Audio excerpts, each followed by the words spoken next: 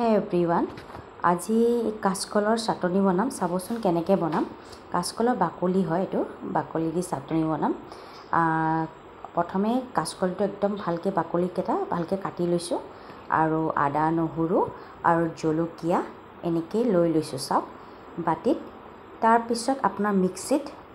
পুৰা একদম মিক্সিত পুৰা গুড়া কৰিব লাগিব তাৰপিছত গৰম তেলত আপুনি শুকান জলকীয়া আৰু কালা জিৰা অলপ বেছিকৈ দিব সৰহকৈ দিব তেতিয়া কালা জিৰাটো টেষ্টটো আনিব তাৰপিছত আপোনাৰ কালা জিৰা দিলে আৰু অকণমান শুকান জলকীয়া দি দিব আপোনাৰ নিজৰ মতে ল'ব আৰু এইখিনি যে আপোনাৰ মিক্সিত গুড়া কৰি লৈছিলোঁ